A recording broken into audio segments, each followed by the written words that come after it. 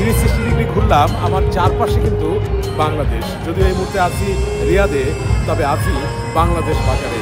Global harmony Riyad season 2, এই যে বাংলাদেশ বাজার, সেই বাজারে আসলে কী ধরনের গল্প আছে সেটা আমি নিজে তো শুনবই, পাশাপাশি আপনাদেরকেও শোনাবো।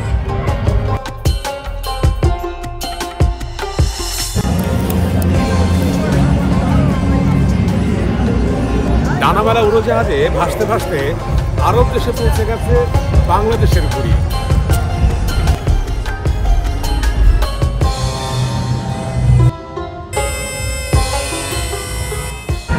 বাংলাদেশের একটা ঐতিহ্য হলো ঘুড়ি।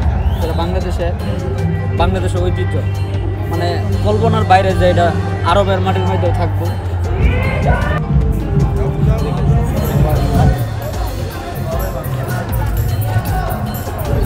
শুধু ঘুড়ির গল্প না, বাংলাদেশ বাজারে কান পাতলে শোনা যায় শুধু বাংলাদেশ থেকে আসা চুরির রিনিঝিনি শব্দ, সাথে মেহেদি পাতার সেই গল্পটা, উপরে সবুজ, ভেতরে রক্তাক্ত লাল।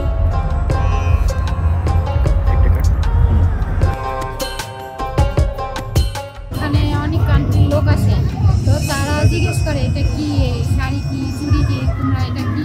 আমরা বলি যে এটা আমাদের ঐতিহ্য। তো ওরাও শখ করে শাড়ি পরে, চুড়ি পরে, হাতে আসছে এভাবে নাড়ে, সুন্দর এনজয় করে।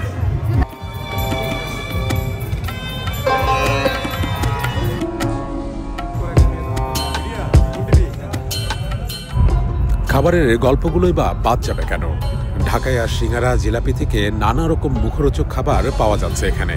সাথে আছে খুব মজাদার ঝালমুড়ির গল্প, তবে দাম কিছুটা বেশি। এই ঝালমুড়ি কত? 5 টাকা। 5 রিয়াল না? 5 রিয়াল। 5 রিয়াল না 5 টাকা? 5 রিয়াল মানে এটা আপনার হচ্ছে 150 টাকার উপরে। জি, এই ঝালমুড়ি 150 টাকার উপরে।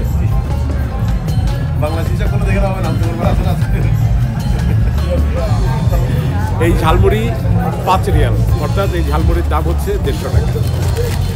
বাংলাদেশের হিসাব এখানে করলে হবে না, তারা বলছে, কারণ এখানে সব নিয়ারও একটা ব্যাপার আছে, তো আমি তো আসলে খাবো না।